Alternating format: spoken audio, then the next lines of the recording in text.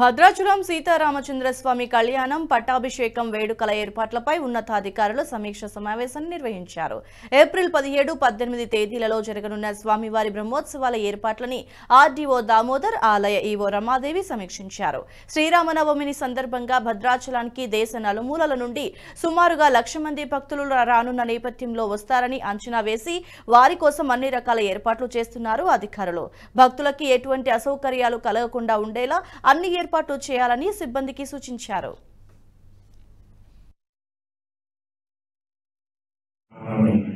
ఏర్పాట్లు గ్రామ పంచాయతీ తరఫున ఏర్పాటు చేయడానికి ప్రత్యేక అధికారి గారు వారి గైడెన్స్ ప్రకారంగా పారిశుద్ధ్యం చేయించడానికి ప్రత్యేక లేబర్ గ్రామ పంచాయతీ నుంచి వాటర్ ట్యాంకులు, ట్రాక్టర్లు, స్పెషల్ లేబర్ని అరేంజ్ చేసి పారిశుద్ధ్యం 34 జోన్స్గా విభజించి పారిశుద్ధ్యం చేయడానికి అన్ని ఏర్పాట్లు చేస్తున్నాం. నీటి సరఫరా కూడా ట్యాంకర్లు వేరే గ్రామ పంచాయతీ నుంచి డెప్యుటేషన్ తీసుకొని నీటి సరఫరా కూడా మొత్తం 25 చోట్ల మంచినీరు సర్వేంద్రాలు ఏర్పాటు చేసి సందర్భంగా మనకి హెల్త్ డిపార్ట్మెంట్ నుంచి మనకు 16 తారీఖు నుండే మనము సిబ్బందిని రెడీ చేయడం జరుగుతుంది.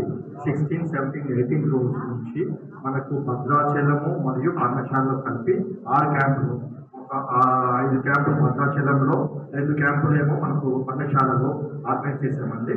దాంట్లో ప్రతి క్యాంప్లో ఒక మెడికల్ ఆఫీసరు, ఒక స్టాఫ్ నర్సు, ఒక ఫార్మసిస్ట్, ఒక ఏఎన్ఎం ఉంటుంది. ఓకే, అండ్ దీనికి సంబంధించి మనకు అటాచ్డ్గా మనకు 6 అంబులెన్స్ వెహికల్స్, ఒక 4 అంబులెన్స్ అడ్వాన్స్డ్ లైఫ్ సపోర్ట్ తోటి, 4 ఏమో 108లు, 2 ఏమో మన పర్ణశాలలో, 4 ఏమో మన పర్ణశాలలో జిల్లాలో అరేంజ్. వీటన్నింటినీ కూడా చాలా పెద్ద ఎత్తున భక్తులు వచ్చారు. మరియు రాబోయే రోజుల్లో కూడా పెద్ద ఎత్తున భక్తులు వచ్చే ఆస్కారం ఉన్నందున మనం అందరూ వారికి ఏ ఏర్పాట్లు చేసుకుంటున్నాము, వచ్చే వారికి ఇన్కన్వీనియన్స్ లేకుండా అన్ని డిపార్ట్మెంట్స్ కోఆర్డినేషన్ ఉండాలనే ఉద్దేశంతో జిల్లా కలెక్టర్ గారి ఆదేశాలతో మనం ఈ మీటింగ్ని నిర్వహించుకుంటున్నాము. ఇది రెండోసారి. మనం మరి చివరిగా మళ్ళీ ఇంకొక మీటింగ్ కూడా కలెక్టర్ గారి ఆధ్వర్యంలో ఫస్ట్ వీక్లో జరపబోతున్నారు. కాబట్టి దయచేసి ఇక్కడికి వచ్చిన అందరూ కూడా ఆల్ డిపార్ట్మెంట్స్ మనం చర్చించిన తర్వాత మన డిపార్ట్మెంట్ తరఫున ఎవరెవరు ఏం చేస్తున్నారు అనేది అడుగుతున్నారు. కాబట్టి ఇప్పుడు నేను దేవాదాయ శాఖ తరఫు నుంచి మనం అందరూ ముఖ్యంగా అంటే సీతారామచంద్ర స్వామి దేవస్థానం తరఫున ఏం చేస్తున్నాం అనేది బ్రీఫ్ గా తెలియజేస్తున్నాను.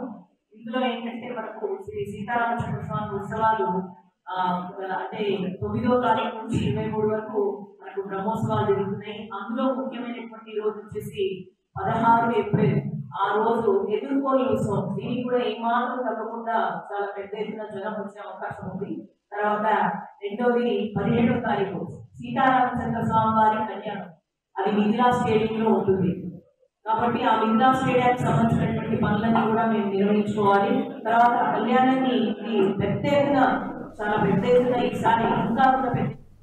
ఈ వీడియో మీకు నచ్చినట్టయితే లైక్ చేయండి, 10 మందికి షేర్ చేయండి. అలాగే కామెంట్ల రూపంలో మీ అభిప్రాయాలను మాతో పంచుకోండి. Nationalist hub group of channels ను సబ్స్క్రైబ్ చేసుకుని తెలుగునాట జాతీయవాద జర్నలిజాన్ని ప్రోత్సహించండి. ఈ వీడియో కింద ఉన్న బెల్ ఐకాన్ పై క్లిక్ చేయడం మర్చిపోవద్దు.